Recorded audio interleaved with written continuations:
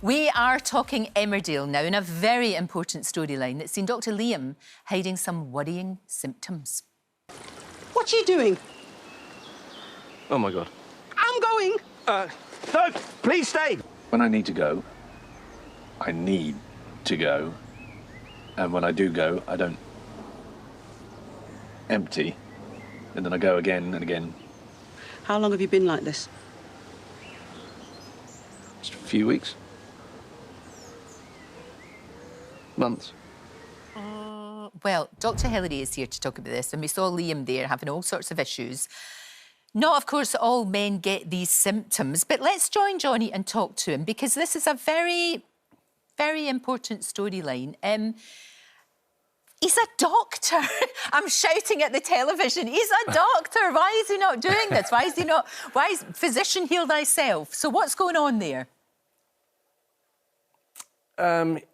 Yeah, no, I'm sure it is frustrating to watch. I think predominantly the main reason for him not saying anything is because of Chaz. So she's recently gone through a breast cancer storyline. Obviously, the Dingles have a kind of...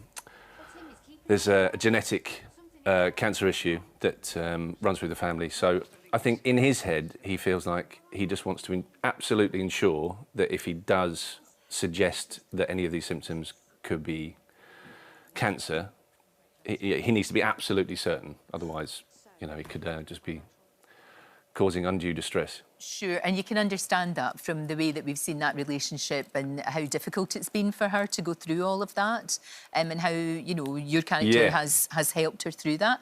But it just shows you, again, what I think is really clever about this storyline. It shows you that men can be still, after all this time and all the campaigning and everything that's been done, and, you know, the Chris Hoy effect and all of that, they can still be very reluctant to go to the doctors and find out. Well, I'm glad you said it. Yeah, no, absolutely, because it's. I mean, you don't want to make sort of sweeping generalisations about stuff, but I think, yeah, I mean, men are, especially my generation above, very poor at getting stuff sorted out, and especially, I guess, as a doctor, he's constantly giving advice as to, you know, if anyone feels the slightest niggle or concern, then they should get it checked out. And then he is obviously feeling all these things.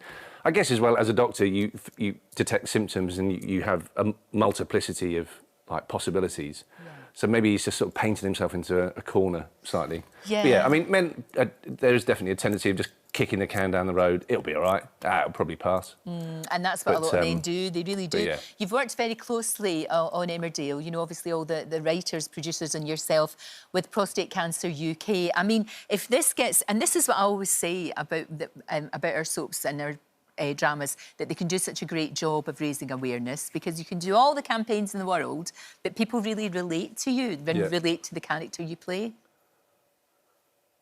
Absolutely. I mean, it's the...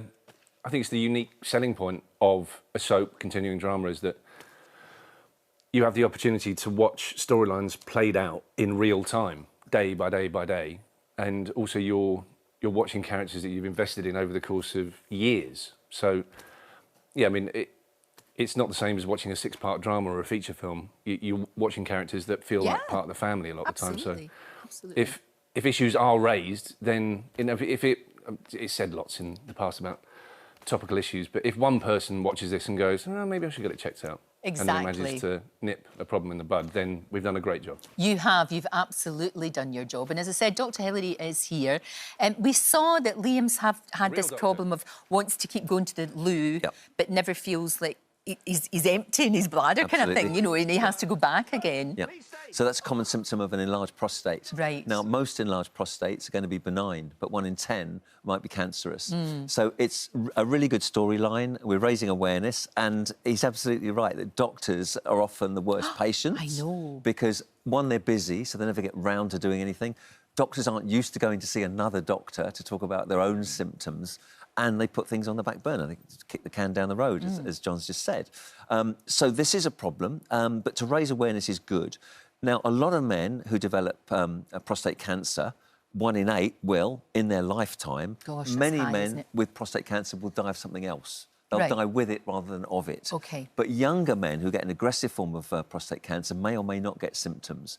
So that symptom of frequency, having to go more often, urgency, I've got to go now, Yes. is a very common symptom of an enlarged prostate. But also we've got nocturia, getting up at night to empty the bladder, feeling that you haven't completely emptied your bladder each time, a weak stream of urine, so you can't pee as high up the wall as you used to when you were 21. Gotcha. Men will talk about that. Yes. Also, hesitancy, not being able to go as Right. quickly as you want to Sure, sometimes, sure. and dribbling at the end of the stream. These are common symptoms, but Right. let me just say that these aren't always prostate cancer symptoms. They could be benign enlargement, which Exactly. is usually the case. So the quicker you get it sorted out, the quicker Absolutely. you go for help, the better. Absolutely, yeah. You know, that's the thing. And we have had, sadly, I mean, we remember Paul Burrell come in here and shared his Yes, story. That yes. saved lives. Chris Hoy, as I said, the Chris Hoy effect is saving lives. So the message is out there, but we can't say it often enough. And I think it's brilliant. I really do, Jonny, that Emmerdale's doing this. More power to you. And thank you so much for joining us. I can't wait to see what happens. Fingers crossed it's going to be OK. But thank you so, so much. And Chris Hoy said, we've got to get the screening age down. Maybe. So we know that some people are more at risk. So people who are over 50, with increasing age is an increasing risk factor. People who come from an ethnic background from African or Caribbean origin are more at risk. And if you've got a family history, a father, a brother or a son who's had prostate cancer at a younger age, clearly you need to get that PSA test done as soon as possible. Anybody over 50 can go and ask their GP for a PSA blood test. It's not perfect by any means. You need to understand it's not perfect because 75% of men who've got a raised level won't have prostate cancer, and 15% who have a normal level will have. So it's not specific, it's not that sensitive. Right. So we can't screen everybody, it wouldn't be worthwhile, but if we screen those people most at risk, we will detect more cancer in the early stages, and that's what we want. Of course we do, and we for. can save more lives. Of course we can. Absolutely. Hilary, thank you so much, and well done to Emmerdale for doing this storyline. It's excellent. We've got more help and support on our website, as you would expect.